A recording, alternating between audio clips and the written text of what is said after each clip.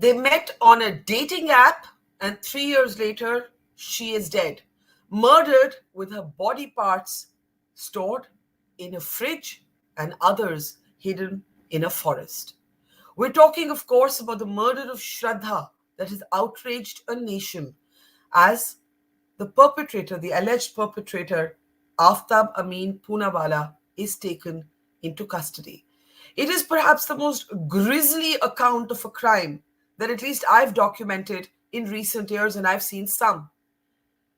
A tumultuous, toxic, abusive relationship that eventually leads to Aftab training to be a chef, buying a fridge after he kills his partner to cut, chop, and then store away, hide the evidence, parts of his former partner's body. This is the fridge that is now documented as being critical evidence that yet again brings home what women go through in our country. And it is often said that it is the circle of trust, the private relationship, the home, where, in fact, the most egregious violations often take place. Aftab Amin Poonawalla took 18 days to hide parts of his girlfriend's body. While parts of Shraddha were stored in the fridge in their shared apartment, he brought home another woman. This raises all sorts of questions. These allegations tend to create the profile of a virtual sociopath, one who says he was inspired to commit this copycat grisly murder by television series, web series that he had watched online.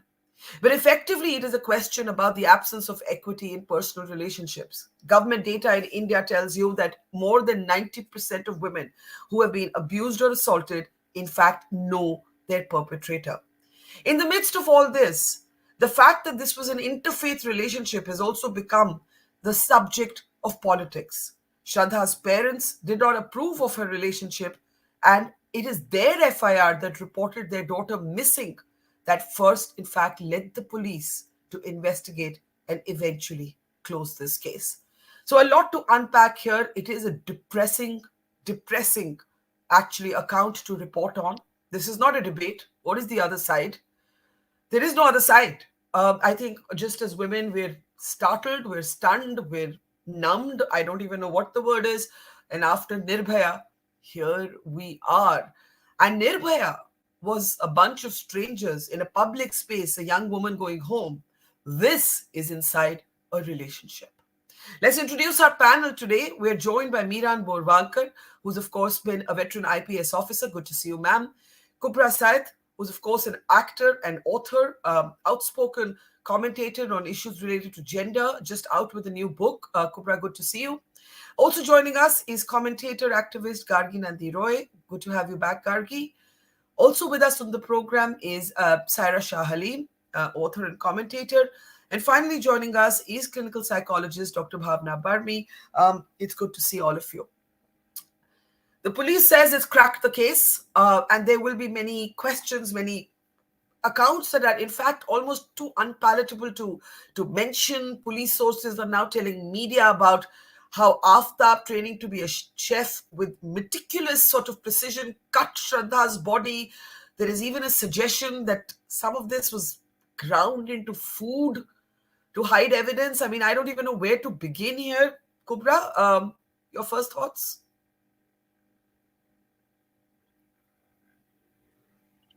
Hi, Barkha.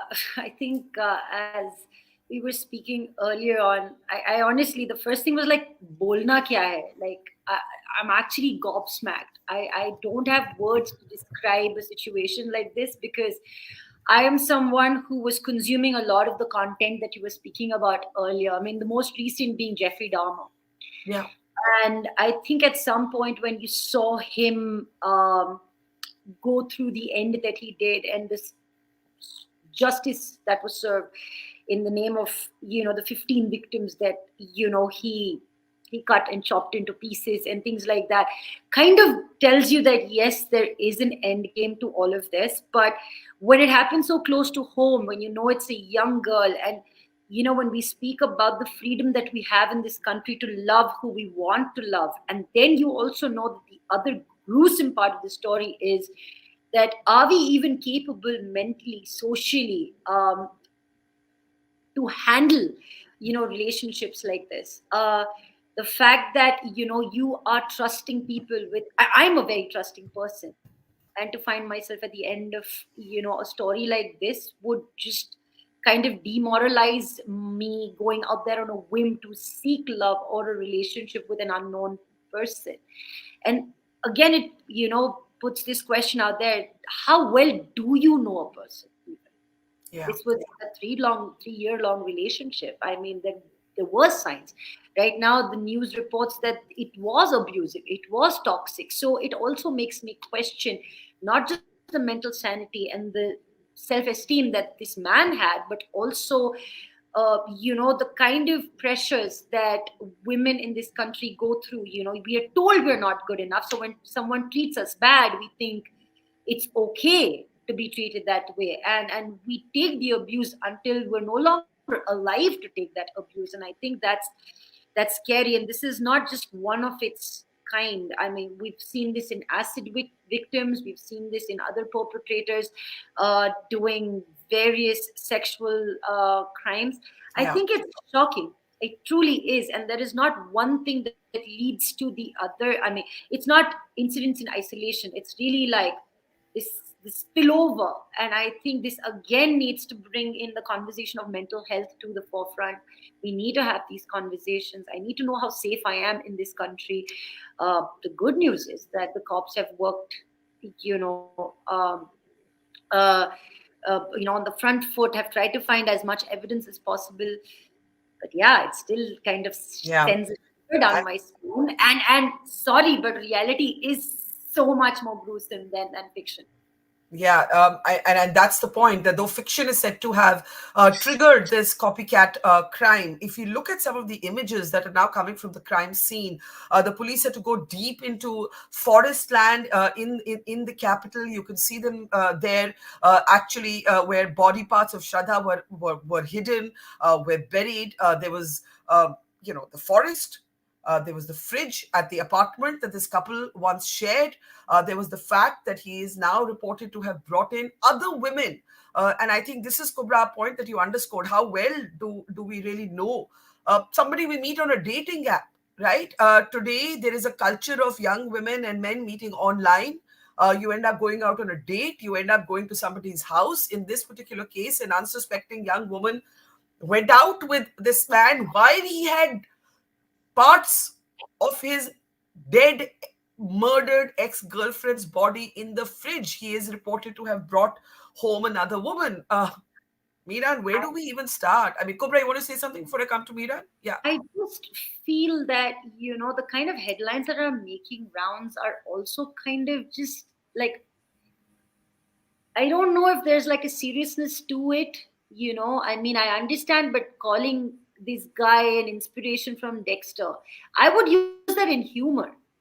Like, I remember I was asked out on a date by somebody and said, I'll take you sailing. And I said, no, you may cut me up and throw me into the ocean. And I swear I said these words. So Yeah. I'm not even making this stuff up, like right now on the show. It has happened to me where I've actually said this, but I've said it in humor. And when someone is using something like that in humor and that to be played out as headlines in mainstream news itself is shocking to me. So I think we have to stop doing that to begin with. This is the story of Aftab, and this is not the story of Dexter. Dexter is fictional. Yeah. It may have been inspired by some incidents that have happened, but let's not underplay this by like giving him a takya kalam. I Yeah. think that's such disservice to what's happening right now, but that's and, and, and also, actually, it takes away the accountability that Aftab owes for what he has done. By framing it in the context of a fictional series, you're actually pointing to the debate shifts. Instead of becoming his accountability, it shifts to culture and technology and apps and all the rest of it. Meeran, as a policewoman, watching this, kudos to the police. Hopefully everything does, in a sense, add up in court, which is where eventually this this entire thing will be processed and tried. But your thoughts as you look at this, have you ever encountered something like this? I mean, this is bizarre by even the standards of those of us who've been exposed to some awful things in life. Yes, during my police service, I did come across cases of cold blooded murders and of one sided love affairs where boys, young men have killed their girlfriends or the girls whom they wanted to propose but who did not agree to have any relationship. But this kind of cold blooded murder, I think, is one of the rarest of rare cases. Uh, but I have seen many cases where women are in abusive relationships, but they are very hesitant to walk out. In this case, also, it appears that Shraddha did want to get out but did not.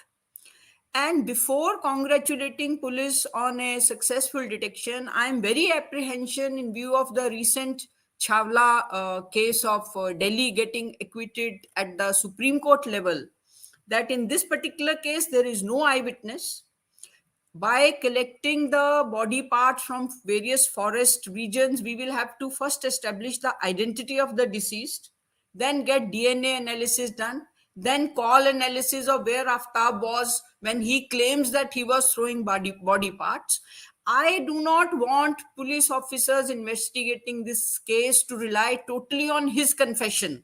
He can mislead us, and I would give my 100% for quality investigation, special prosecutor, and prosecutor till the Supreme Court level. Because we recently lost a very gruesome case where the girl was raped, murdered, acid thrown, and various other atrocities on her. So I would give my 100% to investigation of this case. And yes, women must walk out of abusive relationship. They should not continue. They are losing their lives. Yeah, in 2 decades ago, we used to talk about domestic violence. We used to talk about violence in marriages. We are a country that is still not legalized marital rape. This is a reminder that sometimes the most unsafe place can be the personal space. Saira, your thoughts? Can we unmute Saira, please? Yes. So this has exposed the deep, dark web, where people fall in love. They don't know the person. They meet through dating apps, and they don't know about the background of the person, whether he's a sociopath or whether he's violent or he's into multiple relationships. So Shraddha did not know anything about him. Yes, they were in a relationship for 3 years, but I think till you don't start living with the person, you don't really know how the person actually is. And when Aftab persuaded Shraddha to relocate to Delhi, and when they started like living together, that's when these elements came out. So definitely, what needs to be investigated is that how and what transpired in between. Was it a crime of passion where he just got incited to commit this crime, or was it I, I, I, premeditated? I have to say that though in law we use this phrase crime of passion, I hate it because Yeah, it kind of suggests I that agree. somebody lost Oh, he control of got, yeah, themselves. yeah, Oh, yeah, he has no yes, yes, accountability for so yes, yes, yes, let's avoid this yeah, phrase. yeah, Uh, yeah, yeah. but I think Meeran makes a very important point. Two very important points. One, that the investigation must be thorough because after the outrage, we just saw what happened when the Supreme Court actually let a sort of rapists walk because they said procedure had not been followed. I want to bring in Gargi and then just come back to Kubra for 1 second. Gargi, we are seeing, at least on social media, on some channels, a kind of obsessive focus on the fact that this was a Hindu-Muslim couple. Uh, why are we focusing on this right now? Now, I understand that there is a dimension that the girl's parents did not approve of this relationship, but these were adults. Uh, they were not comfortable with the idea of their daughter being in an interfaith relationship. But why are we communalizing the conversation right now? I don't understand that dimension of this conversation. This man, Yes, Bark. if he was Aftab or Amit, I don't care who he was. He's a killer. He's a sociopath. The allegations being true, he's a sociopath. And he's a reminder, as Dr. Borwankar said, that women often stay too long in relationships that they know are not safe or healthy for them. Yes, Barkha, I also don't want to communalize at this stage because it's said that she wanted to marry him and he killed because of that. Though I don't take his confession as truth, this is bone chilling. Our conscience is shaken and he should be hanged.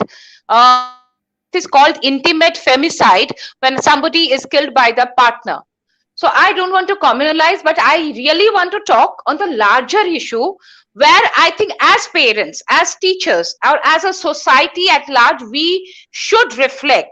See, Barkha, I think as parents also we must inculcate certain views, certain our civilizational views from childhood that a daughter or even a son will not take this kind of a step, go away. And in school level these days, when this is an era of dating apps, I feel we used to have moral science classes, but I'm not talking about moral science. I'm talking about relationship classes.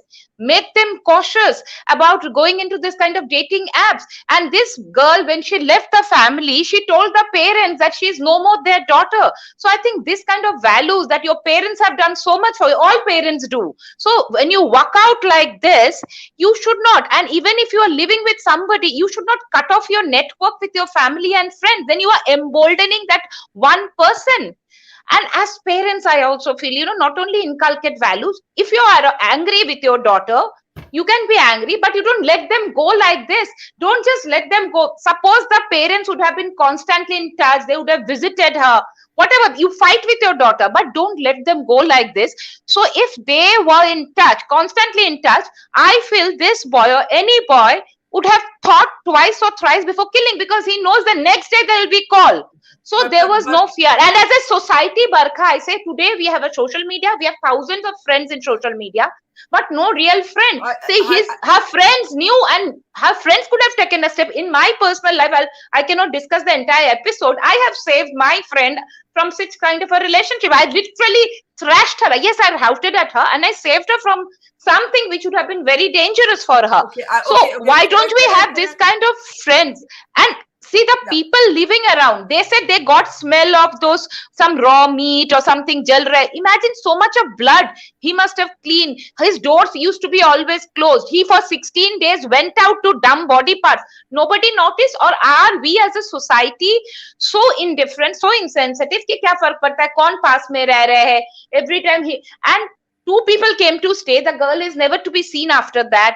So nobody feels anything. And imagine, Barkha, they got the smell. Yesterday I heard they said, हाँ कुछ smell well आ रहा था, मैं सोचा कोई meat का होगा. And then suddenly incense is burning.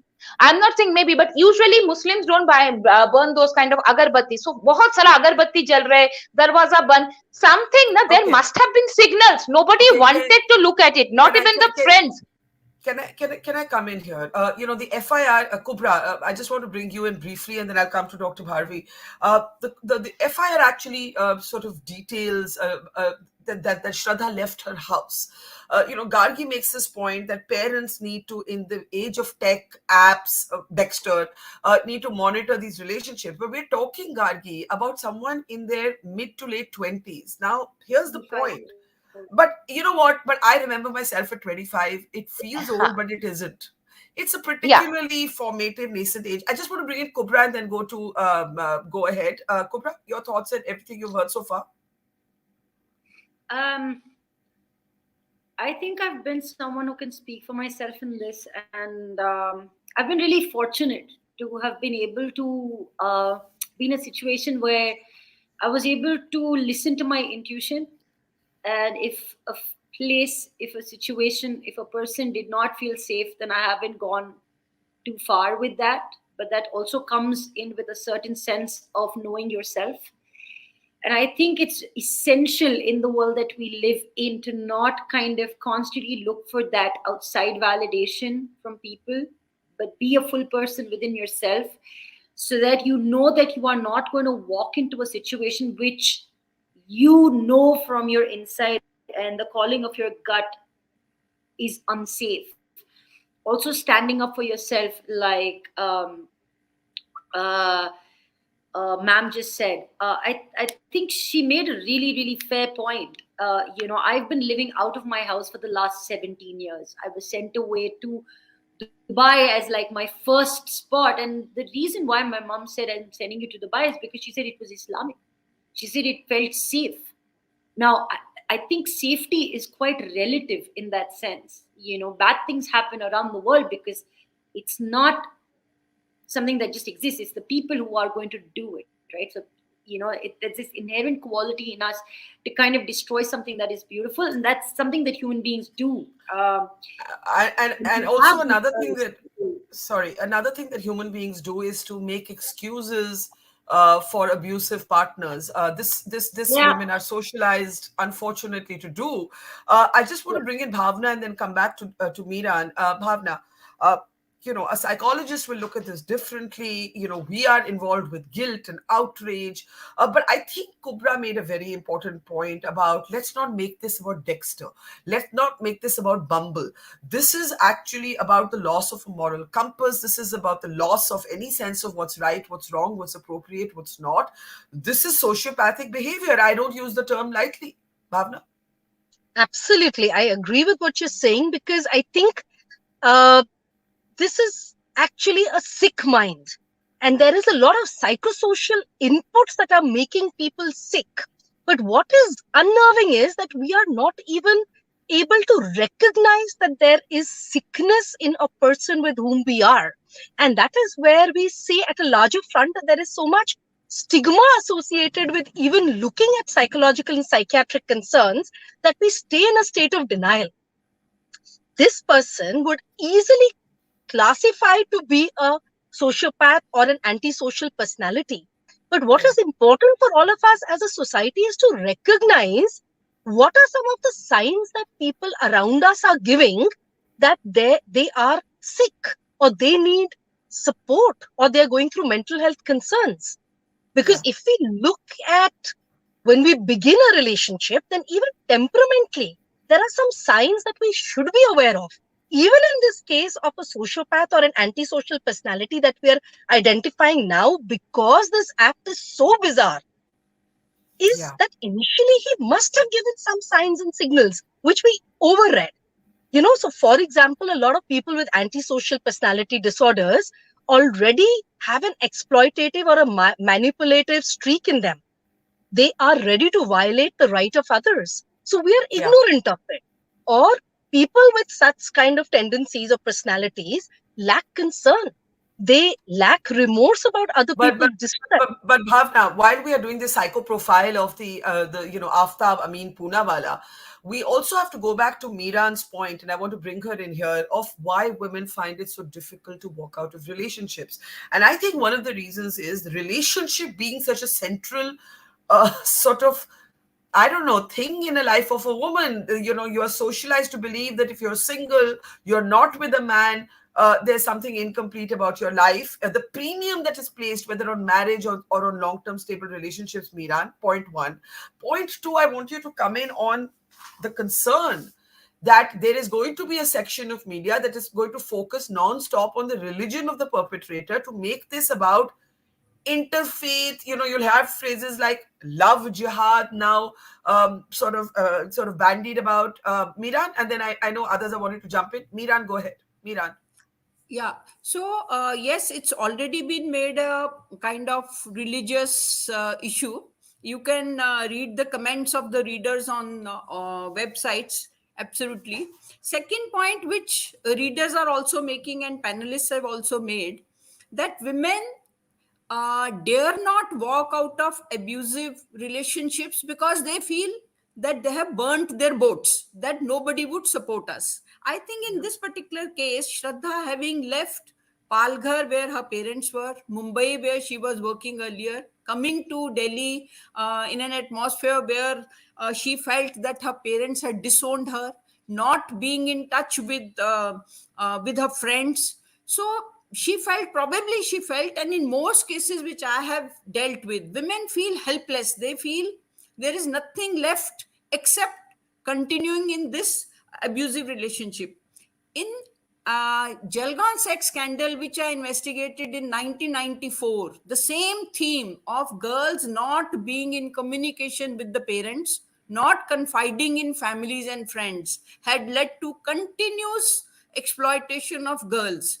I see this is a single case, but there are many such girls who are not able to get out of abusive relationship because they feel they have no parental support, no support from the families. So maybe all of us, we should keep giving this positive message. We are there for you, especially police and NGOs. Saira, as you see this becoming a Hindu-Muslim issue, when it should actually be an issue about a woman's safety inside and outside the home, how do you see that? You're right, Barkha. Unfortunately, it's become a communal issue when we're getting to hear these terms like love jihad or whatever it is. What I'm trying to iterate is that this is a criminal case. He is an all-in-out sociopath. Why bring the religious angle? Because there are numerous interfaith marriages that are successful. There's no love jihad happening there. So why communalize the issue? And I'm sure that the law will take its course, and the investigative agencies will treat it, the way it should be treated. And he has to be meted out the harshest punishment for a crime as grisly as this. However, what disturbs me is when a certain section start communalizing this incident, because they will not communalize, supposing it's a dowry death, where a girl has been hacked to death because the in-laws wanted more dowry. However, that will never come to light because there are hundreds of such cases that happen every day. We keep hearing about. Yeah, I would not say it doesn't come to light. I think it does come to light. I think we make a lot of noise about it. Yeah. But Gargi, why is there so much emphasis on this being an interfaith relationship in some quarters of the media, both online and legacy media? I know that the FIR suggests that the rupture between the young woman and her parents was in part over the issue of religion, but that doesn't mean anything right now. She's dead. She was cut up into 35 bits and stored in a bloody forest in a fridge. I mean, what are we even discussing? Have we completely lost perspective here? I think what should chill us is the absence of safety in a space that you enter thinking it to be safe, thinking it to be the place of trust. Yeah, Barkha, I don't want to communalize it. And last night also I was in a debate. Nobody communalized. But also I want to say there is this media is also very much divided today. We all know.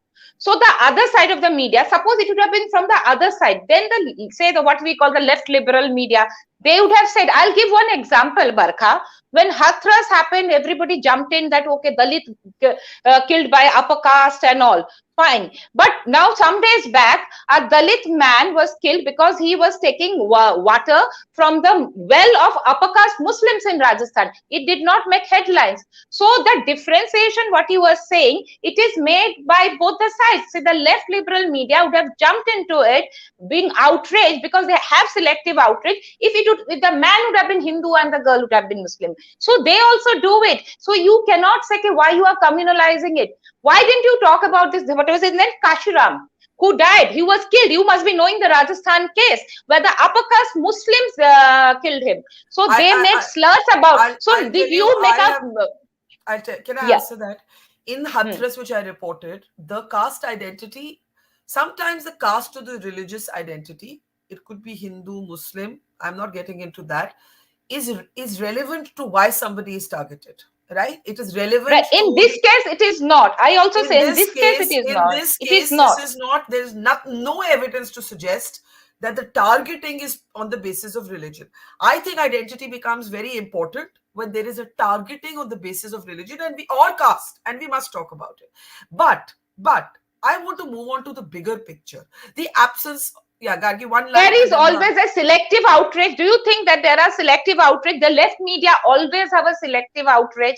The way you will talk about Bilkis Banu, will you talk about an Imrana? Because Imrana fatwa was given. She was raped by her father-in-law. I want to answer that. Or will you talk about Girija Tiku in the same space? She was gang raped and cut. So that is also an issue, right? Let me answer it. Most recently, Meeran Borwankar referenced this case. There was a horrific rape case in which the convicts have walked, and we all were heartbroken by the images of those parents sitting there looking at the Supreme Court forlorn. They fought as a poor family for years. As a woman, I am not concerned with the identity of the religious identity of the perpetrator. I couldn't be bothered. As I said, Aftab Amin Poonawalla, I have no problem in saying his full name. Of course, he's a Muslim man. He could have been a Hindu man. It's the crime we should talk about in this woman called Shraddha. Now, I have to start closing. Bhavna, you gave us a sense of this alleged murderer, Aftab Poonawalla. Sorry, give me a second, Gargi. Let's just try to bring in Bhavna. Shraddha and the inability of women to walk out of relationships. 1 second, Gargi. Bhavna first. Bhavna, go ahead. See, I would say that if there was awareness of understanding the persona of the person she was in love with, I think we could have been more safeguarded in ourselves. I think somewhere we lose that sensitivity in love, and we need to be more aware, especially as a woman, of how people, and especially if they're moving towards mental health concerns, can misconstrue your entire life. So I think a lot of awareness on mental health will make a lot of difference in a lot of the cases that all of us were talking about today. There is a sociopathic, antisocial personality type that is developing, and we as women are also letting that develop. So I think a socio-cultural change needs to come about to be able to bring about a personality dynamic change, especially in the men segment of our society. I want to close actually, but I want to bring in Meeran and Kubra for last comments. Meeran, you said that you believe that the most important thing right now is a robust police investigation. What is of most concern to you? What would you be most focusing on if you were the investigator today? Identifying the deceased. So we have to prove that the bones which we are getting belong to a girl called Shraddha. She was this. This was her age. This is her DNA, and then linking Aftab to the actual murder, not through his confession, but through scientific evidence. I am repeating. He may say I murdered her. As a police officer, as an investigating officer, I will have to prove each point through DNA analysis, through call analysis, through taking out the sample of blood, hair, because being no eyewitness, besides circumstantial evidence, it is the scientific evidence and the evidence given by forensic experts in the court. And please, we must have a special prosecutor for this heinous crime. Kubra, last word to you. I think what we can all agree on, whatever else we disagree on, is one, the premium on personal relationships if you're female. The pressure to have a partner. In this age of dating apps, it gets further complicated because oftentimes you're meeting face to face for the first time. The online persona can be totally different from the real person, and by then it may be too late. Kubra, last thoughts. Barkha, I will not disagree with anything that you said. It's actually far more complicated today than it ever was. To be in a situation of online dating or trying to meet people you've never met before. What you look like in person may look very different from what you look like on your computer screen or your display picture. And there are like new things unraveling every moment as you go along. That being said, I think it's really important that as young girls, as women of this, sorry, please pardon me, someone's at the door. And I really need to tell them. Go ahead. But I think Kubra, because we're closing, I'm just going to. I just think it's important for women to know who they are. As you know, ma'am said that it's important for us to have awareness, confidence in the way we've been raised, who we are, and I think I'm really speaking everything but the truth. I mean, everything that is true, because everything I say is like ding dong, ding dong. Yeah, I was just going to say that bell and that urgent knocking on your door is a kind of wake up call for all of us. It's almost metaphorical there. Yeah. It is metaphorical there. And bullshit and love jihad nonsense. Please, I mean, I cannot mince my words here, but we really have to stop this. Focus, like how ma'am said, on the investigation, get through this because it's important for all of us. And I also feel we need to fast track this case so that justice is served. And also the link, as ma'am said, it's really important to not believe this guy for what he's saying, because he could want to mislead, and the Delhi police is known for like ladi-dying through cases. So Well, at the moment, the police has cracked the case, so let's give them great. that acknowledgement. But let's also hope, as Dr. Borwankar reminded us, that this is going to need hard clinical forensic evidence, scientific evidence.